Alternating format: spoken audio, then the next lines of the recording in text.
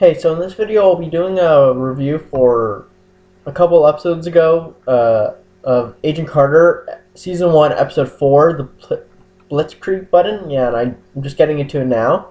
So, in this episode, Howard comes back because his inventions were recovered by Peggy, and he needs to get one of them back. And it's called the Blitzkrieg button for him, what he calls it.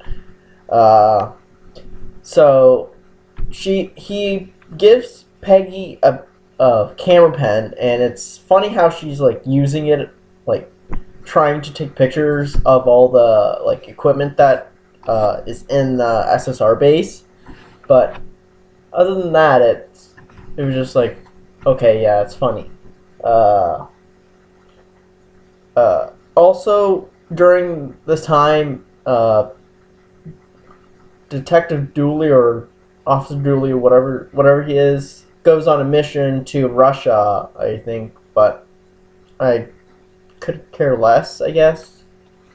But he leaves Jack Thompson in charge, which I honestly think was a really bad decision.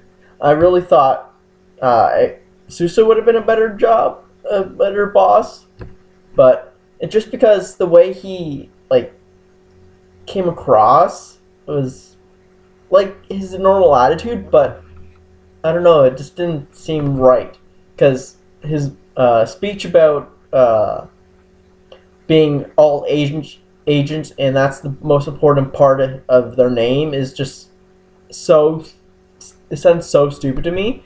And again, with Thompson being rude to Peggy, saying that no men will treat her like equals, but like the audience already knows that's not true, because Captain America was called Captain America treated her normal, like equal. Howard Stark ish, like in this episode ish, I guess. Jarvis does what Tommy Lee Jones' character did in the Captain America Winter Soldier or the First Avenger. So men do treat her equals, but Thomas saying that, I really just wish Peggy would have punched him, and then no one would believe him. I guess I don't know. I don't know if they would believe Thomas or not, Thomason, or would think that Peggy actually punched him, or maybe he just would probably want to keep that a secret. But I really wish he did. So yeah, Dooley goes on a mission to Russia to talk to a Nazi about the Battle of Finau, and we find out there was never a battle, but because by the time they got there, people were already dead, like massacred. And I'll talk about this at the end of like the season, but it's something about Agents of Shield. So, but it's just the overall season so far. So back to the the other side of where Howard and so apparently this hotel is, or apartment is impenetrable, and somehow Peggy gets Howard in there for 3 days, or I guess 2 or 3 days. And so apparently it's not impenetrable, but it did sound kind of look weird that the boss lady was in the what's called. It looked like downstairs in the basement that early or late at night, whenever it was. I guess it was like 6, I think. But it seemed kind of weird that she knew, like it seemed like she knew that Peggy was going to be there, but I don't know how. But she never talked to Peggy or anything, so I don't know. I don't know if she knew or not. And we find out how that Howard is a bigger player. I'm guessing. I think just the way he's coming across, he's a bigger player than his son is. That in present day, like, and I'm pretty sure he's more into blondes. I'm guessing, because I'm pretty sure in the video from the first 2 episodes, he was only around blondes, and he's sleeping with more blondes in this episode. So I'm guessing that's his.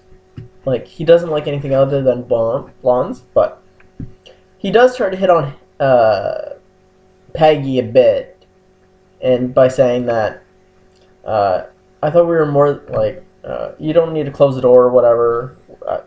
I thought we were friends, but yeah.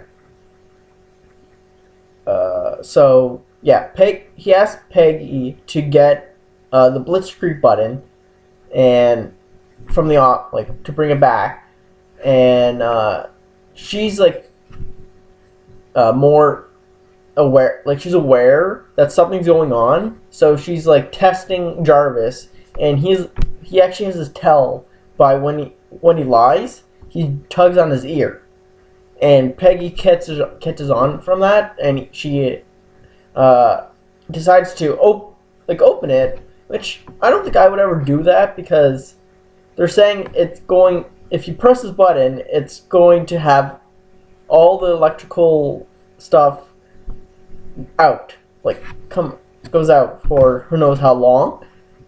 I don't think I would risk that, but Peggy does, and we find out that it's Captain America's blood. We don't know what it is for, like why he has one, but we do know that they have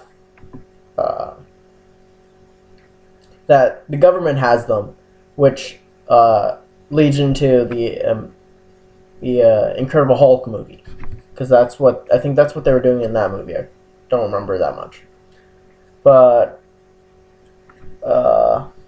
yeah. So he talks about his background, saying that he's like Howard talks to Peggy, saying that it's his instinct to lie and all that, and then Peggy punches him. Yeah. Finally, she punches someone, and well deserved. And at the end of the episode, or near the end of the episode, we get our cameo from Stan Lee, which is just a short cameo. It's funny about talking about. Can I have this sports check section? So yeah. And the big twist, which wasn't a real big twist because a lot of people saw this coming, was Dottie, Peggy's roommate, ended up being an assassin, bad guy-ish. I'll talk about that next video because that's what mainly it's about. But this guy named Mr. Minx was following Peggy because they were supposed to give his minions money for bringing Howard back into the U.S., but he never did, or they never did. So he went on a hunt to find Peggy and try to kill her, but Dottie decides to step in and go a bit like psycho, saying, "I want that," and like does a Black Widow-ish spin move thing and kills him, but puts the dead body under the bed, and I'll talk about that next video as well about that. And I like how Sousa is actually smart now-ish. He's the smartest one in the SSR.